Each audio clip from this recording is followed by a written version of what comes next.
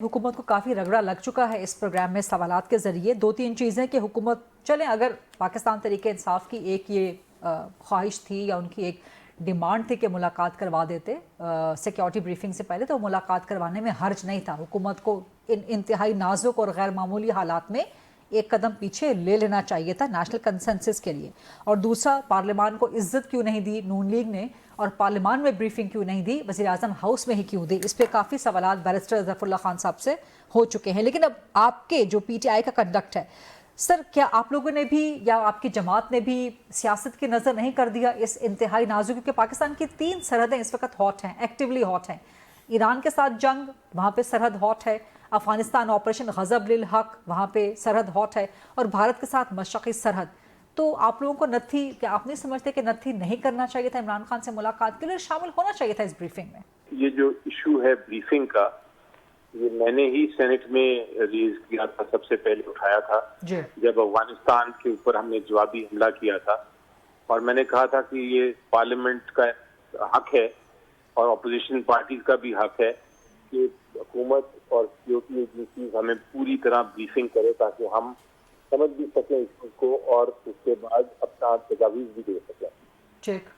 इस चीज के बाद लॉ मिनिस्टर साहब ने सेनेट के फ्लोर पे कहा था कि हम इसको, आपकी तजवीज को मानते हैं और हम इस पे ब्रीफिंग करेंगे। उसके बाद नेक्स्ट सेशन से पहले ईरान की जंग हो गई, तो दोबारा कल जब रिपीट किया तो इसहाक डार साहब लीडर ऑफ द हाउस में और फॉरेन मिनिस्टर भी हैं, उन्होंने भी आके कहा कि हम ब्रीफिंग देंगे। तो ब्रीफिंग की डिमांड हमारी थी और ब्रीफिंग की डिमांड हमारी अभी भी है। अब बजाय ये प्रॉपर ब्रीफिंग जो मेरे दिमाग में था कि ब्रीफिंग एक होगी जिसके अंदर बकायदा हमें बताया जाएगा कि क्या जैसे हाल है, क्या रिसोर्सेज हैं, क्या डॉक्यूमेंट्स हैं, क्या हो रहा है, क्या इंटरनल बातचीत है, उसके बजाय उन्होंने प्राइम मिनिस्टर हाउस में एक मीटिंग कॉल कर दी। तो अब वो ठीक है, हमें वो मैं डिफेंड नहीं करता या मैं उसको रिजेक्ट नहीं करता कि हमें जाना चाहिए था या नहीं, लेकिन वो जो ब्रीफिंग प्रॉपर थी वो तो नहीं हुई।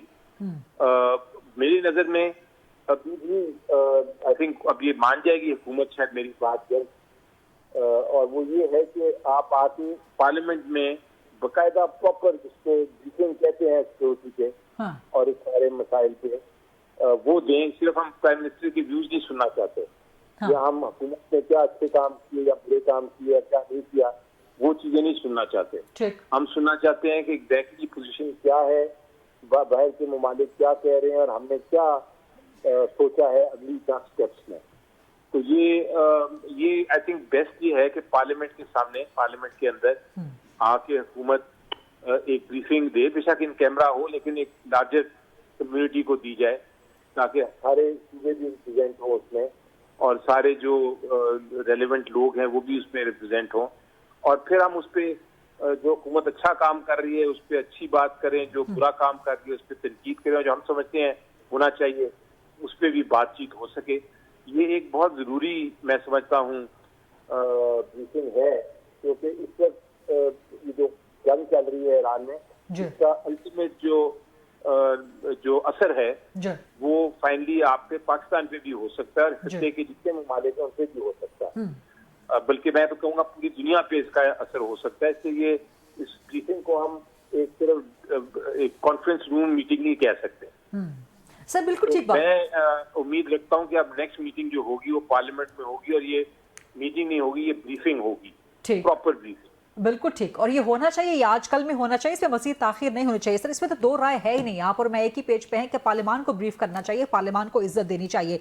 लेकिन आज की भी जो सिक्योरिटी ब्रीफिंग वज़ीर आज़म हाउस में थी उसमें सिर्फ वज़ीर आज़म ने ही तकरीर नहीं की, सजेशंस दी गई हैं।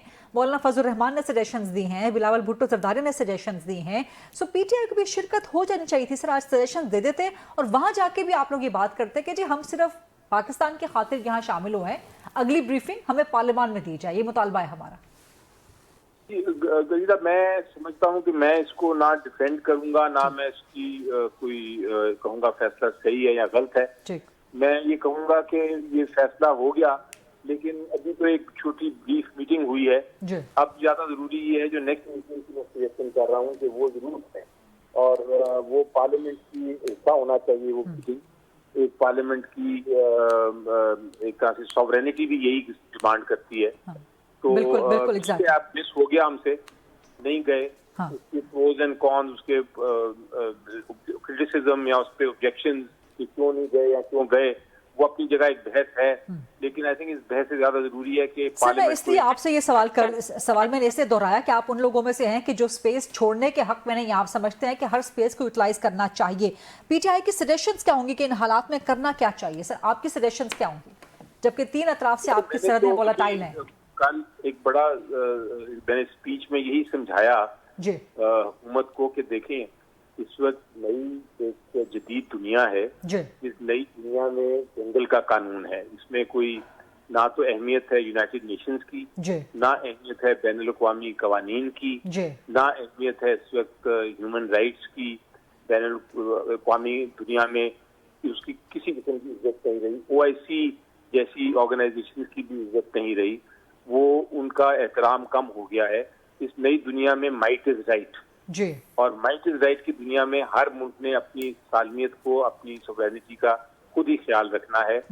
पाकिस्तान का ऐसा एक खित्ता है जहाँ सब कुछ हो रहा है।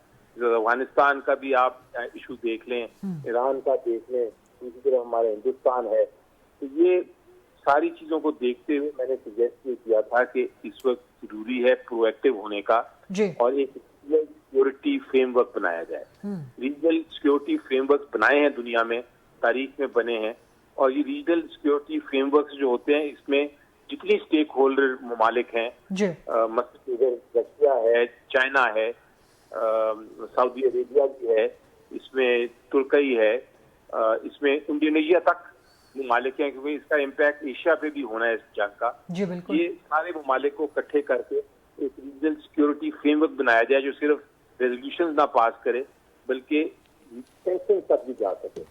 तो ये एक बड़ा अहम किरदार है जो पाकिस्तान अदा कर सकता है। पाकिस्तान इस वक्त मेरा ख्याल है दुनिया के ममालिक में सबसे अहम है इस खित्ते में, इस सारे मामले में, और इस पे ट्रस्ट भी है सबको, और पाकिस्तान है भी मजबूत।